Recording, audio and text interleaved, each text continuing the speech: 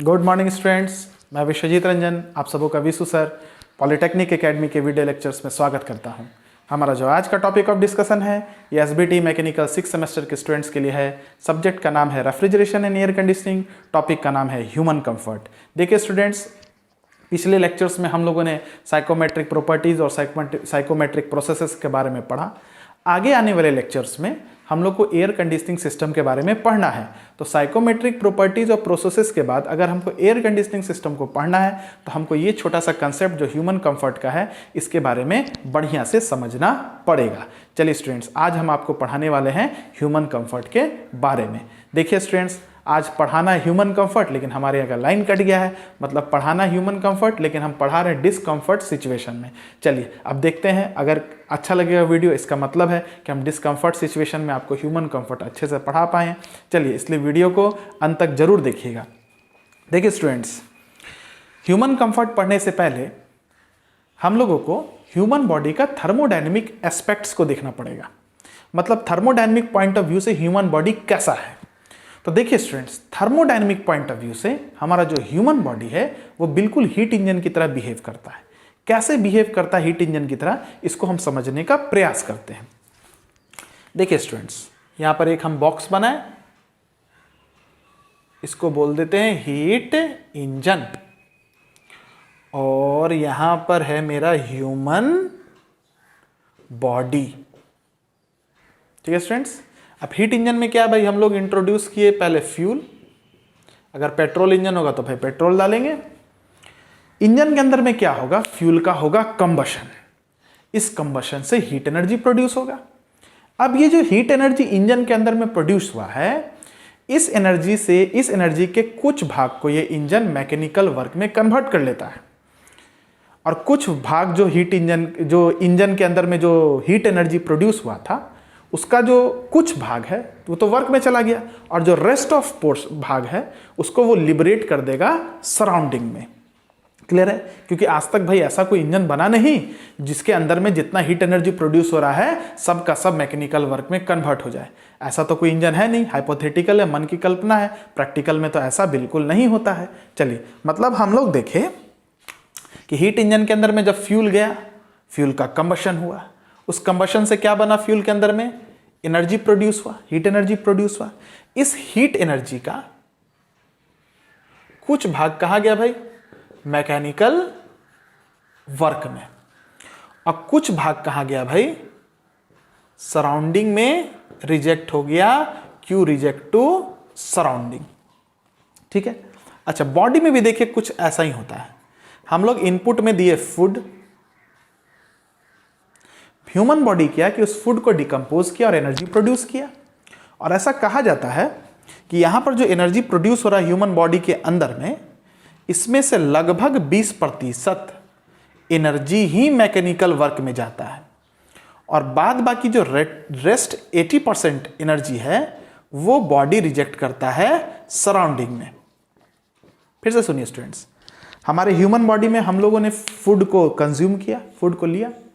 अब human body क्या करेगा भाई, फूड को डिकम्पोज करेगा और एनर्जी प्रोड्यूस करेगा, जिससे हमारा बॉडी वर्क करता है।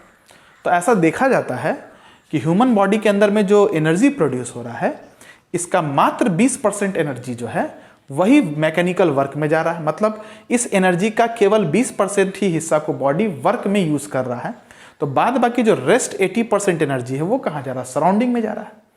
मतलब आप देख रहे हैं दोनों डायग्राम से कि इंजन के अंदर में भी जो एनर्जी प्रोड्यूस हो रहा है उसमें से कुछ भाग मैकेनिकल वर्क में जा रहा है, इस एनर्जी का कुछ पोर्शन सराउंडिंग में रिजेक्ट हो जा रहा है। यहां भी आपको देखने को मिल रहा है कि ह्यूमन बॉडी के अंदर में जो एनर्जी प्रोड्यूस हो रहा है इसमें से कुछ भाग मैकेनिकल वर्क में जा रहा है, और कुछ भाग जो होता है वो ह्यूमन बॉडी ये जो एनर्जी प्रोड्यूस हुआ है इसका कुछ पोर्शन को सराउंडिंग में रिजेक्ट कर रहा है। मतलब कुछ ना कुछ समानता तो है। और थोड़ा सा हम लोग इसको एनालाइज करते हैं और इसको बेहतर ढंग से देखते हैं। देखिए स्टूडेंट्स, यहां पर एनर्जी जो प्रोड्यूस हुआ, यहां पर जो एनर्जी प्रोड्यूस हुआ, इसको अभी ध्यान मत दीजिएगा। इसमें से जो कुछ भाग तो वर्क में चला गया और जो रेस्ट ऑफ पोर्शन है वो कहां रिजेक्ट हो रहा है, सराउंडिंग में रिजेक्ट हो रहा है। अगर ये जो हीट एनर्जी सराउंडिंग में जो ट्रांसफर हो रहा है, इस हीट एनर्जी का अगर सराउंडिंग में ट्रांसफर होने का rate that is heat transfer rate, अगर कम हो जाएगा तो क्या होगा? आप बोलिएगा कि सर यदि यहां का जो हीट प्रोड्यूस्ड है उसके सराउंडिंग में ट्रांसफर होने का रेट अगर कम हो जाएगा, इसका मतलब है यहां का हीट सराउंडिंग में धीरे धीरे जा रहा है, तो ये जो हीट है इस हीट इंजन के पास ज्यादा समय तक एक्यूमुलेटेड रहेगा, जिसके वजह से क्या होगा, हमारा इंजन जो है गर्म होने लगेगा। और जब इंजन गर्म हो जाएगा तो उसका इफिशियंसी क्या होगा, कम हो जाएगा, वो इफिशिएंट नहीं रहेगा, वो प्रॉपर्ली काम नहीं कर पाएगा। हम कहेंगे कि हमारा जो इंजन है वो डिस्कंफर्ट जोन में चला गया। ठीक है, चलिए और दूसरा चीज देखिए।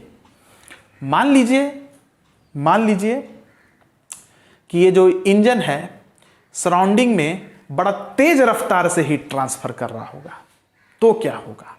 देखिए, अगर यहां पर जो बचा कुचा हीट एनर्जी है उसको इंजन अगर बड़ा तेजी से सराउंडिंग में दे देगा तो क्या होगा, यहां पर जो हीट एनर्जी है बहुत कम समय के लिए इंजन पर अवेलेबल रहेगा। तो इंजन ये जो हीट एनर्जी है, अगर ये हीट एनर्जी सराउंडिंग में बड़ी तेज रफ्तार से चला गया तो इंजन के अंदर में जो हीट एनर्जी है बहुत कम समय के लिए रहेगा, जिसके कारणवश मेरा इंजन सडनली ठंडा हो जाएगा। और इंजन अगर ठंडा पड़ गया तो आपको स्टार्टिंग में प्रॉब्लम आने लगेगा। जैसे जाड़ा के दिन में आप लोग देखते हैं इंजन ठंडा हो जाता है, फ्यूल का इग्निशन ही नहीं हो पाता है, क्योंकि फ्यूल को इग्नाइट करने के लिए भी एक सर्टेन टेम्परेचर इंजन में जरूरत है। मतलब हम देख रहे हैं कि इंजन अगर सडनली कोल्ड हो जाए तो ये स्टार्ट नहीं हो पाएगा, ये प्रॉपर्ली वर्क नहीं कर पाएगा। मतलब यहां फिर मेरा इंजन किस कंडीशन में चला गया, डिस्कंफर्ट जोन में चला गया। आ रहा मेरा बात समझ में? कोई दिक्कत इसमें? Any problem? No problem. चलिए अब यहां भी देखते हैं, यहां पर भी हम लोग देखते हैं। मान लीजिए ये जो ह्यूमन बॉडी है ये अगर बहुत तेजी से अगर सराउंडिंग में हीट ट्रांसफर करेगा तो इस ह्यूमन बॉडी के पास जो बचा खुचा हीट है वो बहुत जल्दी क्या होगा, सराउंडिंग में रिजेक्ट हो जाएगा। तो ये जो बचा खुचा हीट है ह्यूमन बॉडी के पास रहेगा ही नहीं। मतलब ह्यूमन बॉडी क्या होगा, सडनली ठंडा हो जाएगा। और ह्यूमन बॉडी जब ठंडा हो जाएगा तो डिस्कम्फर्ट फील होगा कि नहीं होगा? बिल्कुल होगा। या अगर मान लीजिए ऐसा हो कि ये जो हीट है, बचा कुचा हीट जो है अगर सराउंडिंग में धीरे धीरे जा रहा है, इसका मतलब क्या है कि जो बचा कुचा हीट है वो बहुत ज़्यादा समय तक के लिए ह्यूमन बॉडी के पास रिटेन है, जिसके वजह से ह्यूमन बॉडी क्या होगा, गर्म हो जाएगा। तो यहाँ पर फिर क्या होगा, ह्यूमन बॉडी डिस्कम्फर्ट जोन में चला गया कि नहीं चला गया? बोलिए। मतलब हम देख रहे हैं कि हीट इंजन अगर तेजी से हीट ट्रांसफर करेगा तो तुरंत ठंडा हो जाएगा, स्टार्ट नहीं होगा, प्रॉपर्ली वर्क नहीं करेगा, डिस्कम्फर्ट जोन में चला जाएगा। ह्यूमन बॉडी भी क्या होगा, अगर तेजी से हीट ट्रांसफर करेगा सडनली ठंडा होगा और ह्यूमन बॉडी को ठंडा फील होगा, डिस्कम्फर्ट जोन में चला जाएगा। अगर हीट ट्रांसफर ये धीरे धीरे करेगा तो ज्यादा देर तक हीट इंजन में ही एक्यूमुलेटेड रहेगा, इंजन गर्म हो जाएगा, इसका इफिशिएंट वर्किंग नहीं हो पाएगा। बॉडी अगर धीरे धीरे हीट ट्रांसफर करेगा तो ज्यादातर समय हीट बॉडी में ही रह जाएगा, बॉडी गर्म हो जाएगा, बॉडी प्रॉपर्ली काम नहीं कर पाएगा। तो इन सारे फैक्टरों के वजह से हम कहते हैं कि मेरा ह्यूमन बॉडी जो है बिल्कुल हीट इंजन के समान काम कर रहा है। क्लियर हो गया स्टूडेंट्स? चलिए अब हम ह्यूमन बॉडी का थर्मोडायनेमिक एनालिसिस करेंगे समर सीजन में और विंटर सीजन में, और डिस्कम्फर्ट सिचुएशन को देखेंगे, और उसके बाद फिर इस डिस्कम्फर्ट सिचुएशन से कैसे हम उभरेंगे, कैसे हम ओवरकम करेंगे ताकि हम कंफर्टेबल जोन में जा सके, उस पर हम लोग थोड़ा सा गौर करेंगे। तो चलिए अब हम लोग ह्यूमन बॉडी का एनालिसिस करने वाले हैं विंटर सीजन में और समर सीजन में। देखिए स्टूडेंट्स,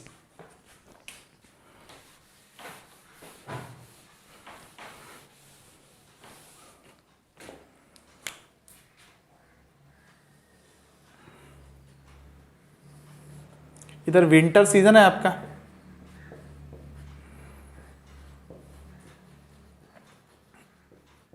इधर समर सीजन है आपका। ठीक है, चलिए विंटर सीजन में क्या होता है भाई, ह्यूमिडिटी भी बहुत ज़्यादा है, एयर में जो वाटर वेपर का अमाउंट है वो बहुत ज़्यादा है, मतलब हवा का पेट बिल्कुल भरा हुआ है, और ड्राइबल टेम्परेचर भी क्या है, बहुत ज़्यादा है। एक एग्जांपल ले लेते हैं, वैल्यू 50 डिग्री सेल्सियस। हमको मॉडरेट अच्छा फील होता है लगभग 25 डिग्री सेल्सियस पर, बेटर फील करते हैं हम लोग, ना बहुत ज़्यादा ठंडा ना बहुत ज़्यादा गर्मी। मार्च फरवरी मार्च का महीना बड़ा अच्छा लगता है। चलिए, तो अब देखिए, ह्यूमन बॉडी है, सपोज कीजिए गर्मी के दिन में एक हाइपोथेटिकल टेम्परेचर ले लेते हैं 60 डिग्री सेल्सियस। ऐसे बॉडी 60 पर नहीं रहेगा, एक टेम्परेचर ऐसा ले लिया हमने ह्यूमन बॉडी का, कितना, 60 डिग्री सेल्सियस। अब देखिए समर के सीजन में क्या होगा। अगर मान लीजिए 25 रहता तो यहां पर टेम्परेचर डिफरेंस देखिए कितना बढ़िया है, टेम्परेचर में डिफरेंस है, हीट ट्रांसफर रेट बहुत बढ़िया रहेगा। ह्यूमन बॉडी में जो हीट है वो बहुत जल्दी एटमॉस्फेयर में रिजेक्ट होगा और बॉडी क्या होगा, ठंडा हो जाएगा, आपको बेटर फील होगा। लेकिन यहां पर देखिए गर्मी के दिन में क्या होता है, डेल्टा टी देखिए, क्योंकि ड्राइबल टेम्परेचर ज़्यादा है एक मॉडरेट टेम्परेचर से, तो जब ड्राइबल टेम्परेचर ज़्यादा होता है तो ह्यूमन बॉडी और डीबीटी के बीच में टेम्परेचर का जो डिफरेंस है वो कम हो जाता है, जिसके वजह से क्या होगा, हीट ट्रांसफर का जो रेट है वो कम हो जाएगा। हीट ट्रांसफर का रेट जब कम हो जाएगा, इससे क्या होगा, बॉडी के अंदर में जो हीट एनर्जी है वो धीरे धीरे क्या होगा, सराउंडिंग में रिजेक्ट होगा, क्योंकि हीट ट्रांसफर का रेट क्या हो गया, कम हो गया। तो बॉडी का जो हीट है जब धीरे धीरे सराउंडिंग में रिजेक्ट होगा तो ये बॉडी का जो हीट है वो बॉडी के पास ज़्यादा देर तक रहेगा, जिसके वजह से बॉडी मेरा क्या है, अत्यधिक गर्म होने लगेगा। और बॉडी जब अत्यधिक गर्म होने लगेगा तो आप किस जोन में जाने लगेगा, आप डिस्कम्फर्ट जोन में जाने लगिएगा। अब देखिए जब बॉडी मेरा गर्म हो जाता है तो हमारे ब्रेन में एक पार्ट होता है जिसका नाम है हाइपोथैलेमस ग्लैंड, और हमारे स्किन पर लगभग 30 लाख स्वेट ग्लैंड्स होते हैं, ठीक है, स्वेट ग्लैंड्स जिससे पसीना बाहर निकलता है, ठीक है। तो जब मेरा बॉडी गर्म हो जाता है, जब मेरा दिमाग गर्म होने लगता है, तो ये जो हाइपोथैलेमस ग्लैंड है ये स्वेट ग्लैंड को सिग्नल भेजता है कि भाई बॉडी के अंदर में वाटर प्रेजेंट है, और तुम स्वेट ग्लैंड्स को ये सिग्नल देता है कि तुम क्या करो, ये जो वाटर बॉडी के अंदर में प्रेजेंट है इसको बाहर निकालो, ठीक है। तो स्वेट ग्लैंड्स क्या करता है, हाइपोथैलेमस के सिग्नल के वजह से बॉडी के अंदर में जो वाटर कंटेंट है उसको अपने पोर से बाहर निकालता है। अब सुनिए, ये वाटर आ कहां से रहा है, ये वाटर आ रहा है बॉडी से। कहां से आ रहा है, बॉडी से।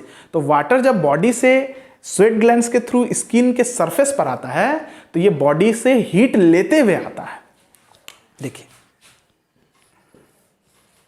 ये जो वाटर बॉडी के सरफेस पर आता है ये ह्यूमन बॉडी से हीट लेते हुए आ रहा है, ठीक है। तो जब वाटर बॉडी से हीट लेके आ रहा है ना, तो ये वाटर के पास, ये वाटर कहेगा हीटेड वाटर है, करेक्ट है। तो कोई भी वाटर जो स्किन के सरफेस पर होगा ये बॉडी से हीट लेके आ रहा है, ठीक है। तो ये वाटर जब बॉडी से हीट लेके आएगा तो तुरंत वेपर बनना चाहेगा, क्योंकि पानी को हीट दीजिएगा तो वेपर बनना चाहेगा, ठीक है। और वेपर बन के कहां जाना चाहेगा, एटमॉस्फेयर में जाना चाहेगा। लेकिन यहां देखिए गर्मी के दिन में ह्यूमिडिटी भी बहुत ज्यादा है।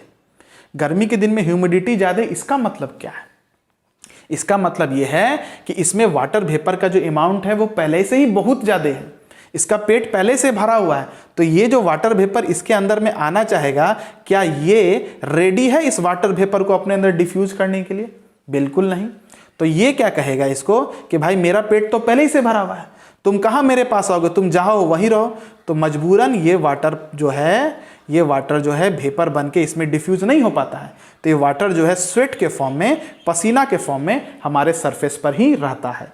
अगर ह्यूमिडिटी कम रहता तो क्या होता, अगर ह्यूमिडिटी कम रहता तो ये जो वाटर है जो ह्यूमन बॉडी का हीट लिए हुए है ये वेपर बन के इसमें डिफ्यूज हो जाता, और जैसे ही मेरे सरफेस से ये वाटर वेपर बन के इसमें डिफ्यूज होता, वाटर जैसे ही मेरे सरफेस से खत्म होता, पसीना जैसे ही सूखता, हमको बड़ा अच्छा आनंद आता, मेरे बॉडी को लगता कि बड़ा ठंडक हमको फील हो रहा है, ठीक है। लेकिन हम लोग देख रहे हैं कि चूंकि गर्मी के दिनों में रिलेटिव ह्यूमिडिटी काफ़ी ज़्यादा है, इसमें जो मॉइस्चर कंटेंट है वो पहले से बहुत ज़्यादा है। तो ये जो वाटर स्वेट ग्लैंड्स के थ्रू, स्किन के पोर्स के थ्रू स्किन के सरफेस पर आए हैं, ह्यूमन बॉडी के हीट को लेते हुए ये वेपर नहीं बन पा रहे हैं, क्योंकि वेपर बनने के बाद इनको यहाँ डिफ्यूज होना है और ये इसको डिफ्यूज करने के लिए तैयार ही नहीं है। तो वाटर हीट लिए हुए वाटर ये केवल सरफेस पर ही रह जाएंगे, किस रूप में, स्वेट के रूप में। और मेरा बॉडी किस जोन में चला जाएगा, अगर आपके सरफेस पर, स्किन के सरफेस पर पसीना है तो आप किस जोन में चले जाइएगा, बिल्कुल आप डिस्कम्फर्ट जोन में चले जाइएगा। क्लियर है, आ रहा है मेरा बात समझ में आ रहा है डिस्कम्फर्ट जोन क्या है। चलिए अब विंटर सीजन में हम लोग बात करते हैं। जाड़ों के दिनों में हम लोग देखेंगे ड्राइबल टेम्परेचर क्या हो जाता है, 10 डिग्री सेल्सियस हो जाता है। एक वैल्यू ले ली, और ह्यूमन बॉडी किस पर है भाई, 60 डिग्री सेल्सियस पर सपोज कीजिए। तो आप देखिए मॉडरेट टेम्परेचर तो 25 है, यहाँ हीट ट्रांसफर का, यहाँ टेम्परेचर डिफरेंस देखिए और यहाँ टेम्परेचर डिफरेंस देखिए, यहाँ पर टेम्परेचर डिफरेंस बढ़ गया, और टेम्परेचर डिफरेंस जितना ज़्यादा होता है हीट ट्रांसफर का रेट क्या होता है, उतना ज़्यादा होता है। मतलब ह्यूमन बॉडी के अंदर में जो हीट होगा जाड़ा के दिनों में, वो सराउंडिंग में बहुत तेज़ी से रिजेक्ट होगा। इसका मतलब ये है कि ह्यूमन बॉडी के अंदर में जो हीट होगा वो बहुत जल्दी सराउंडिंग में चला जाएगा, तो ह्यूमन बॉडी के पास ये हीट बहुत कम समय के लिए रहेगा। क्लियर है? और ह्यूमन बॉडी जब इस हीट को बहुत तेज़ी से सराउंडिंग में देने लगेगा तो ह्यूमन बॉडी बहुत जल्दी से ठंडा होने लगेगा, और बॉडी को कैसा लगेगा, कोल्ड फील होने लगेगा। और बॉडी को बहुत ठंडा जब फील होने लगेगा तो हम कहेंगे कि मेरा बॉडी किस जोन में चला गया, मेरा बॉडी डिस्कम्फर्ट जोन में चला गया। क्लियर है? मतलब हम देख रहे हैं कि गर्मी के दिन में और जाड़ा के दिन में इन्वायरमेंट कंडीशन वेरी होने की वजह से मेरा बॉडी डिस्कम्फर्ट जोन में जा रहा है। तो हम क्या करेंगे, एक ऐसा यहां पर आर्टिफिशियल इन्वायरमेंट क्रिएट करेंगे, एक ऐसा आर्टिफिशियल इन्वायरमेंट क्रिएट करेंगे ताकि मेरा बॉडी वापस से किस जोन में आ जाए, कंफर्टेबल जोन में आ जाए। तो इसके लिए हम एक डिवाइस लगाते हैं जिसका नाम है एयर कंडीशनर। आ रहा है मेरा बात समझ में? चलिए, तो अब यहीं से हम लोग जाएंगे ह्यूमन कंफर्ट के टॉपिक में। क्लियर है? सब लोग समझ गए बात को। डिस्कम्फर्ट जोन क्या होता है, समर कंडीशन में कैसे होता है, और विंटर कंडीशन में कैसे होता है, गर्मी के दिन में कैसे होता है, और जाड़ा के दिन में कैसे होता है। चलिए अब हम लोग आगे बढ़ते हैं। देखिए स्टूडेंट्स, अब देखिए, if our body is in discomfort zone, जैसे इंजन अगर मेरा डिस्कम्फर्ट जोन में रहता तो प्रॉपर्ली वर्क नहीं करता, उसी तरह से ह्यूमन बॉडी भी अगर डिस्कम्फर्ट जोन में रहेगा तो प्रॉपर्ली काम नहीं करेगा, मन चिड़चिड़ा जाएगा, ह्यूमन इफिशियंसी कम हो जाएगा, है ना। If our body is in discomfort zone it will not properly work because it will not efficient, therefore we condition our surrounding. इसलिए हम अपने सराउंडिंग को क्या करेंगे, अपने हिसाब से कंडीशन करेंगे, चेंज करेंगे, so that body comes in a comfort zone through a device called air conditioner. और ये काम कैसे करेंगे, एक डिवाइस के थ्रू करेंगे जिसका नाम है एयर कंडीशनर। देखिए students, human comfort person to person change करता है। ये जो कंफर्टेबल कंडीशन है ये पर्सन टू पर्सन चेंज करता है। देखिए स्टूडेंट्स, ह्यूमन कंफर्ट कुछ नहीं है, बस ये मन, अपने मन का एक स्थिति है। भगवान शरीर सबको एक समान दिए, बस चेंज क्या किए तो दिमाग सबका बदल दिए। जैसे कोई आदमी है जाड़ा के दिन में 16 डिग्री सेल्सियस में भी देखिएगा आराम से रहता, और कोई आदमी है दोनों का बॉडी सेम है, लेकिन वही कोई दूसरा आदमी है 16 डिग्री सेल्सियस पर जैकेट वगैरह पहन के रहता है, तो कंडीशन तो दोनों के लिए सेम है, लेकिन मन की स्थिति अलग अलग है। एक उसी परिस्थिति को अनुकूल समझ रहा है और एक उसी परिस्थिति को अपने अनुकूल नहीं समझ रहा है, अपने ह्यूमन कंफर्ट कंडीशन को नहीं समझ रहा है। ठीक है, गर्मी के दिन की ही बात करते हैं। जैसे कोई आदमी है जो 35 डिग्री सेल्सियस पर बड़ा आनंद से रह रहा है, और एक आदमी है जो 35 डिग्री सेल्सियस पर जिसको AC का जरूरत पड़ रहा है। बॉडी दोनों का सेम है लेकिन मन का अंतर है। एक 35 डिग्री पर बड़ा चिड़चिड़ा रहा है, उसको लगता है नहीं कंडीशन मेरे हिसाब से नहीं है, और एक 35 डिग्री पर बड़ा खुश रह रहा है, वो कह रहा है कि भाई ह्यूमन कंफर्ट कंडीशन मेरे हिसाब से है, ये जो कंडीशन है इन्वायरमेंट का ये मेरे हिसाब से है। तो ह्यूमन कंफर्ट कुछ नहीं है, मन का एक स्थिति है और कुछ भी नहीं है। तो ह्यूमन कंफर्ट क्या है भाई, देखिए human comfort is a state of mind, ये मन का स्थिति है ना, जिसके हिसाब से मेरा जो माइंड है वो एक फीलिंग को एक्सप्रेस करता है कि ये जो कंडीशन है ये बिल्कुल मेरे हिसाब से, हम इस कंडीशन से बिल्कुल सेटिस्फाइड है। ठीक है, चलिए, human comfort is a state of mind which express the feeling of satisfaction with the surrounding environment. Human comfort मन का एक ऐसा स्थिति है जो एक फीलिंग, जिससे मेरा मन जो है एक ऐसे फीलिंग को एक्सप्रेस करता है कि हम बिल्कुल अपने सराउंडिंग इन्वायरमेंट से क्या है, एकदम सेटिस्फाइड है। ठीक है, अगर मेरा जो मन का स्थिति है ये फीलिंग को एक्सप्रेस नहीं कर पा रहा है कि मेरा ह्यूमन बॉडी मेरे सराउंडिंग इन्वायरमेंट को बेटर फील नहीं कर पा रहा है, मेरे सराउंडिंग इन्वायरमेंट में मेरा ह्यूमन बॉडी प्रॉपर्ली वर्क नहीं कर पा रहा है, तो हम कहेंगे कि मेरा मन ये कहेगा कि मेरा मन ये फीलिंग को एक्सप्रेस करेगा, एकदम चिड़चिड़ाहट होगा और कहेगा क्या कि भाई ये जो सराउंडिंग इन्वायरमेंट है इससे हम बिल्कुल भी सेटिस्फाइड नहीं हैं, यानी कि हम डिसकम्फर्ट जोन में आ गए। लेकिन अगर कोई ह्यूमन बॉडी है वो किसी पर्टिकुलर इन्वायरमेंट में अच्छा फील कर रहा है तो उसका मन वो एकदम आनंदित रहेगा, वो बिल्कुल खुशी से एक्सप्रेस करेगा इस फीलिंग को कि ये इन्वायरमेंट इन्वायरमेंट कितना सुंदर है, कितना अच्छा है, हमको बहुत ही आनंद फील हो रहा है। तो ह्यूमन कंफर्ट कुछ भी नहीं है, ये मन की एक स्थिति है जिसमें मन एक्सप्रेस करता है कि हमारा ह्यूमन बॉडी ये इन्वायरमेंट में बिल्कुल सेटिस्फाइड है, इस इन्वायरमेंट के कंडीशन से बिल्कुल सेटिस्फाइड है, आनंदित है, और इस कंडीशन में वो प्रॉपर्ली वर्क करेगा। चलिए स्टूडेंट्स, तो ह्यूमन कंफर्ट क्या है? एक स्टेट ऑफ माइंड है which express the feeling of satisfaction with surrounding environment. अब कौन कौन सा फैक्टर ऐसा है जो ह्यूमन कंफर्ट को अफेक्ट करता है, डिस्टर्ब करता है? ठीक है, ये क्वेश्चन आपके 6 मार्क्स का या 4 मार्क्स का यूनिवर्सिटी के एग्जाम में एकदम 100% आता है, और नहीं तो कंफर्ट चार्ट से भी आता है, जिसके बाद के टॉपिक को हम लोग देखेंगे। चलिए स्टूडेंट्स, एयर सेटिस्फैक्शन क्या है?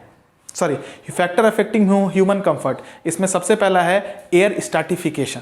ठीक है, देखिए एयर स्ट्रैटिफिकेशन क्या है? मेरा रूम है, इस रूम में जो एयर है, मान लीजिए वो हीटेड एयर है, तो जो हीटेड एयर है तो एयर का टेम्परेचर बढ़ता है तो डेंसिटी कम होता है, जिसके वजह से सारा एयर हमारा कहाँ जाएगा? टेरेस की तरफ जाएगा, ऊपर की तरफ जाएगा।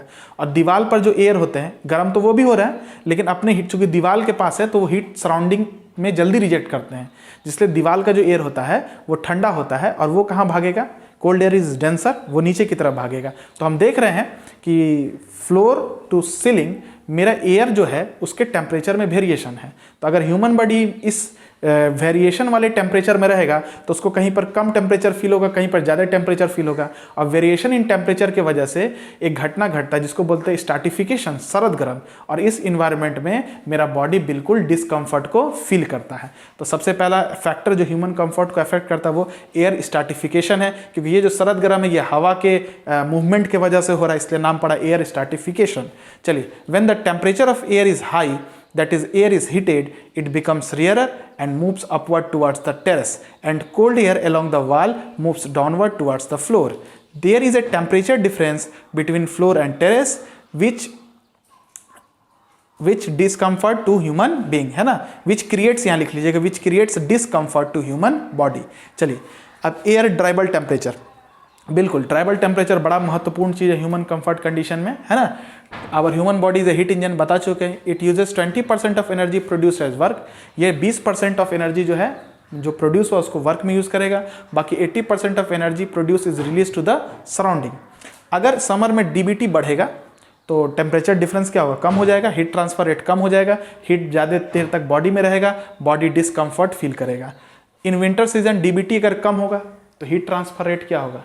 डीबीटी कम होगा तो टेम्परेचर डिफरेंस बढ़ेगा, और टेम्परेचर डिफरेंस बढ़ेगा तो क्या होगा? हीट ट्रांसफर रेट बढ़ेगा, हीट जल्दी बॉडी से निकल जाएगा, हीट बॉडी में बहुत कम देर तक रहेगा। ऐसे ही जाड़ा के दिन और बॉडी भी गर्म नहीं है तो ठंडा फील होगा, मतलब बॉडी फील्स डिस्कम्फर्ट, है ना, बॉडी डिस्कम्फर्ट जोन में चला जाएगा। एयर ह्यूमिडिटी, देखिए रिलेटिव ह्यूमिडिटी मतलब एयर में जो मॉइस्चर कंटेंट ये बड़ा महत्वपूर्ण है। ये ह्यूमिडिटी ना तो बहुत ज़्यादा होना चाहिए ना बहुत कम होना चाहिए। जाड़ा के दिन में ह्यूमिडिटी थोड़ा सा कम हो जाता है, देखिए स्किन फटने लगता है, आपको डिस्कम्फर्ट फील होने लगता है ना। गर्मी के दिन में ह्यूमिडिटी बढ़ जाता है तो जो पसीना हीट लेके बाहर आ रहा है वो एटमॉस्फेयर में डिफ्यूज़ नहीं हो पा रहा है, आपको बिल्कुल चिपचिपापन फील होगा, एकदम डिस्कम्फर्ट फील होने लगता है। तो ह्यूमिडिटी ना तो ज़्यादा होना चाहिए ना ही कम होना चाहिए। तो रिलेटिव ह्यूमिडिटी डिक्रीजेज और increases, it would create discomfort, बढ़ेगा तो भी दिक्कत, घटेगा तो भी दिक्कत। In winter relative humidity 30% to 40% होना चाहिए, और समर में ह्यूमिडिटी 60% के आसपास होना चाहिए। एयर वेलोसिटी बड़ा इंपॉर्टेंट चीज़ है। देखिए स्टूडेंट्स, एसी से जो हवा आता है इस कंडीशनड एयर में, यही ह्यूमन बॉडी से हीट को ट्रांसफर करा रहा है, हीट ले रहा है, बॉडी ठंडा हो रहा है, अच्छा लग रहा है, ठीक है। लेकिन ये वेलोसिटी जो होता है फिक्स होता है, 5 मीटर प्रति सेकंड होना चाहिए। अगर इससे ज़्यादा से हीट अगर ज़्यादा से ट्रैवल करेगा तो बॉडी से तेज़ी से हीट निकालेगा, बॉडी बहुत जल्दी ठंडा होगा, उसको ठंडा फील होगा। और अगर 5 मीटर पर सेकंड से कम से ये एयर ट्रैवल कर रहा है तो वो बॉडी से लेट से हीट निकालेगा, हीट ज़्यादा देर तक बॉडी में रहेगा और बॉडी को गर्म फील होगा, ठीक है। तो याद रखना आपको, air velocity is required to transfer heat from the body to surrounding. Body से हीट निकाल के सराउंडिंग में फेंकने के लिए जो एसी से हवा आ रहा है उसका वेलोसिटी बड़ा महत्वपूर्ण है। The velocity of air coming out from AC should be 5 metre पर second, not more than or less than that। इससे ज़्यादा भी नहीं होना चाहिए, कम भी नहीं होना चाहिए। एयर क्वांटिटी, एयर का क्वांटिटी देखिए स्टूडेंट्स, अब ये एयर जो है, ये बॉडी के पास हीट था तो ये जो एयर यहाँ आ रहा था ये बॉडी से हीट लिया, ये एयर गर्म हो गया, अब वापस से इसी एयर को हम AC में भेजते हैं, इस एयर को ठंडा करेंगे फिर यहाँ पर भेजते हैं, ठीक है। क्योंकि मान लीजिए अगर बाहर से हम एयर लेते रहेंगे मान लीजिए एयर बॉडी से हीट लिया, इसको रिजेक्ट करा दिया और नया एयर हम लाए, इसको ठंडा करके यहाँ मान लीजिए भेजेंगे, तो दिक्कत क्या है कि बाहर से जो एयर आ रहा होगा इसमें डस्ट और डर्ट पार्टिकल तो होगा, उसको फिल्टर करना पड़ेगा, फिर अंदर भेजना पड़ेगा। तो एक बार मान लीजिए हम एयर बाहर से ले लिए, डस्ट डर्ट पार्टिकल को रिमूव किए, अब ये जो प्यूरिफाइड एयर है इसको हम लोग यहाँ पर ह्यूमन बॉडी के पास भेजे।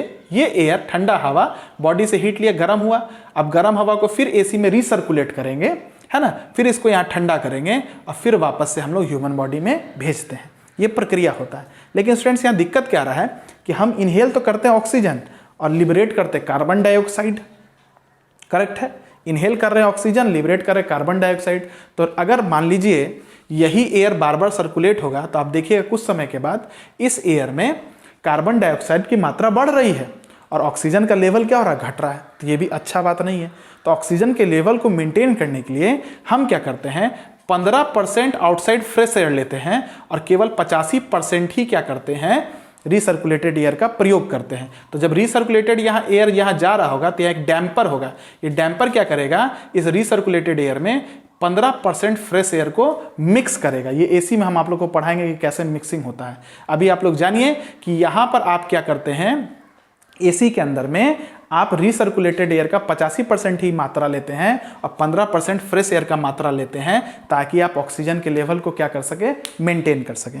तो एयर क्वांटिटी भी बड़ा महत्वपूर्ण है आपके ह्यूमन कंफर्ट के लिए। अगर नहीं मेंटेन कीजिएगा CO2 का लेवल बढ़ जाएगा, आपको अनकंफर्ट फील होने लगेगा। तो it is very important to decide the percentage of recirculated air and amount of fresh outside air, है ना, बहुत इंपॉर्टेंट चीज है ये। Around 15% of fresh air is required and 85% of recirculated air is required. We inhale O2 and liberate CO2 due to which CO2 increases, O2 decreases. To maintain O2 level fresh air is required. इसके बाद में air purity, अगर हवा जो आप AC के through ले रहे हैं उसको प्यूरिफाई नहीं किए हैं तो हवा जो बाहर से आ रहा होगा उसमें स्मोक होगा, बैड स्मेल होगा, डस्ट सस्पेंडेड पार्टिकल्स होंगे, तो उसको प्यूरिफाई करना भी जरूरत है। अगर प्यूरिफाइड एयर नहीं लीजिएगा तो आपको डिस्कम्फर्ट फील होगा। तो ये बहुत सारा फैक्टर है जो ह्यूमन कंफर्ट को अफेक्ट करता है। क्लियर हो गया स्टूडेंट्स? चलिए अब ह्यूमन कंफर्ट के टॉपिक में इसके आगे अब हम आपको पढ़ाएंगे एक इफेक्टिव टेम्परेचर, कि वह इफेक्टिव टेम्परेचर क्या होगा जिसको हम मेंटेन अगर कर देंगे, जो हमारे एसी से जो एयर निकलेगा किस इफेक्टिव टेम्परेचर के साथ निकलेगा कि हमारा जो कंडीशन, हमारा जो इन्वायरमेंट होगा, सराउंडिंग होगा, वो कंफर्ट जोन में चला जाए। क्लियर हो रहा है? तो उसको पढ़ने के लिए अब हम आप लोग तब तक इतना सारे बातों को लिख लीजिए, फिर अब हम स्टार्ट करेंगे। आपको इफेक्टिव टेम्परेचर के बारे में बताएंगे और ह्यूमन कंफर्ट चार्ट के बारे में बताएंगे। याद रखिए ह्यूमन कंफर्ट चार्ट भी आपके एग्जाम में 4 मार्क्स में बड़ा इंपॉर्टेंट क्वेश्चन जो पूछ सकता है, अभी तक नहीं पूछा है, इसलिए इस बार जरूर पूछेगा। इसलिए यहाँ तक पहले आप लोग सारी बातों को लिख लीजिए। हमको लगता है अच्छे से समझ भी गए होंगे। हाँ, थोड़ा सा अगर नहीं समझ में आया होगा तो दिक्कत मेरा नहीं है, लाइन कटा हुआ है, हम डिस्कम्फर्ट जोन में हैं, लेकिन पढ़ाना पड़ रहा है ह्यूमन कंफर्ट, इसलिए आप लोग थोड़ा सा इसको मैनेज कीजिए। इसलिए आज के वीडियो को तो लाइक तो जो भी करेंगे उनको देखना है और अगर अच्छा लग जाए तो शेयर भी करना है। चलिए यहाँ तक पहले आप लोग सब लिख लीजिए, फिर आगे हम चर्चा करेंगे इफेक्टिव टेम्परेचर और ह्यूमन कंफर्ट चार्ट के बारे में।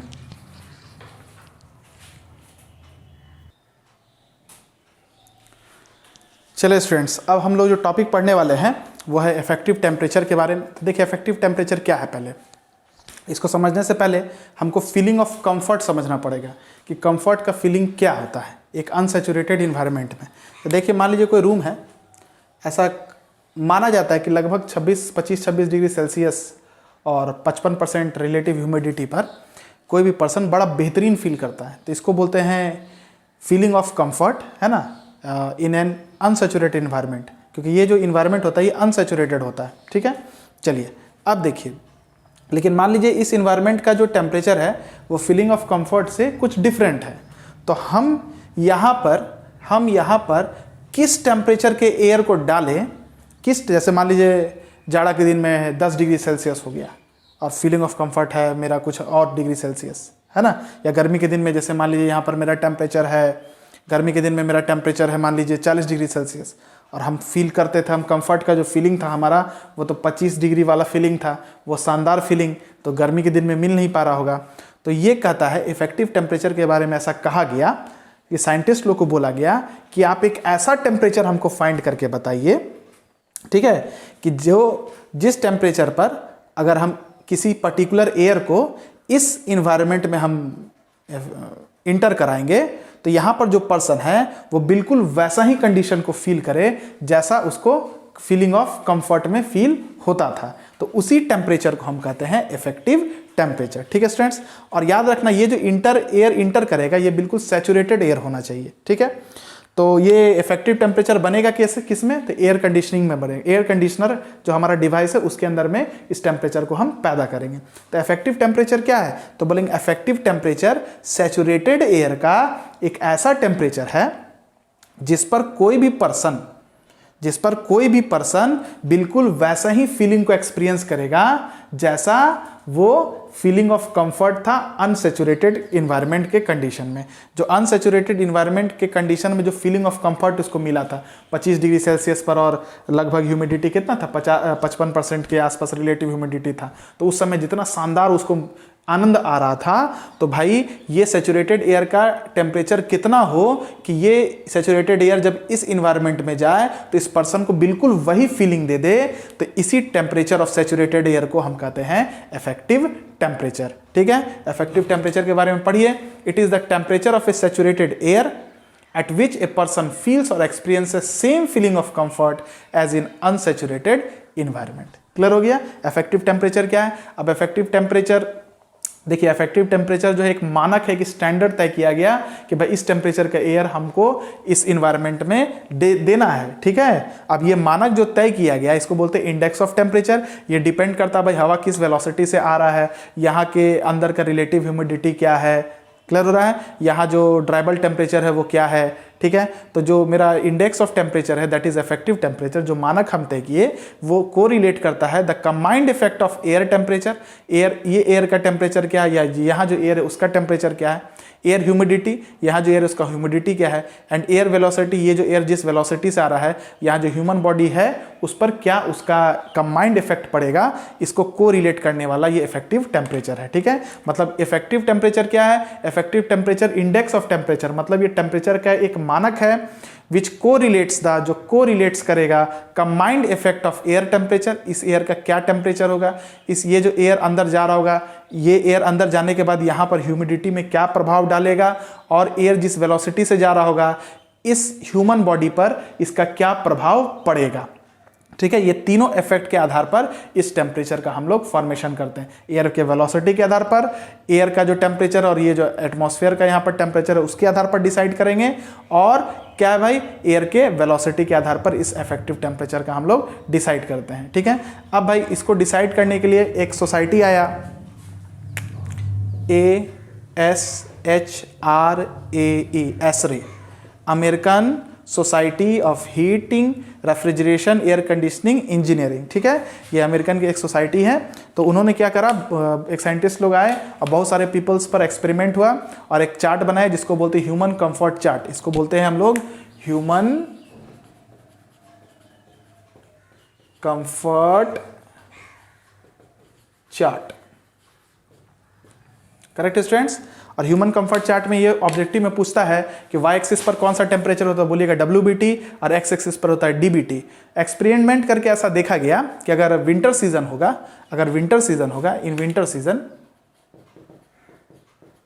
ड्राइबल टेम्परेचर जैसे जैसे बढ़ते बढ़ते, अगर इफेक्टिव टेम्परेचर को अगर हम बढ़ाते बढ़ाते 20 डिग्री सेल्सियस कर दिए और ह्यूमिडिटी 50 से 60% रहे, तो इस समय 99% पीपल को कंफर्टेबल फील होता है। इसके पहले भी टेम्परेचर रहेगा तो अनकंफर्टेबल, इसके आगे भी इफेक्टिव टेम्परेचर रहेगा तो अनकंफर्टेबल फील होगा। ठीक है, चलिए उसके बाद देखिए, जब समर सीजन आया तो ऐसा देखा गया जब टेम्परेचर 21.6 डिग्री सेल्सियस होता है, 21.6 डिग्री सेल्सियस होता है, और रिलेटिव ह्यूमिडिटी वही 60 से 50% के बीच में रहता है, तो उस समय क्या होगा, 99% पीपल को कंफर्टेबल फील होगा। इसके आगे अगर आप इफेक्टिव टेम्परेचर को कीजिएगा, इसके आगे आपका अगर इफेक्टिव टेम्परेचर बनेगा तो क्या होगा, आपको बोलिए, आपको कंफर्टेबल फील नहीं होगा। ठीक है, तो ये जो रीजन आया, ये जो शेडेड पोर्शन आया, जो विंटर और समर दोनों के बीच का जो ये रीजन है, इसी रीजन को हम लोग बोलते हैं कंफर्ट जोन। तो इसी को हम लोग बोलते हैं ह्यूमन कंफर्ट चार्ट। चलिए स्टूडेंट्स, तो ये आपका इफेक्टिव टेम्परेचर और ह्यूमन कंफर्ट चार्ट के बारे में भी डिस्कशन हो गया। अगर वीडियो अच्छा लगा तो ज़रूर लाइक कीजिएगा, शेयर कीजिएगा, और चैनल को सब्सक्राइब कीजिएगा। और अब हम लोग जो नेक्स्ट टॉपिक डिस्कस करेंगे वो एयर कंडीशनिंग सिस्टम के बारे में करेंगे। तो ह्यूमन कंफर्ट वाले चैप्टर में हम लोग का दो क्वेश्चन बहुत इंपॉर्टेंट है। एक ह्यूमन कंफर्ट चार्ट प्लॉट करने के लिए आपको दे सकता है, और नहीं तो फैक्टर अफेक्टिंग ह्यूमन कंफर्ट के बारे में आप लोगों से पूछा जा सकता है। चलिए students, have a good day.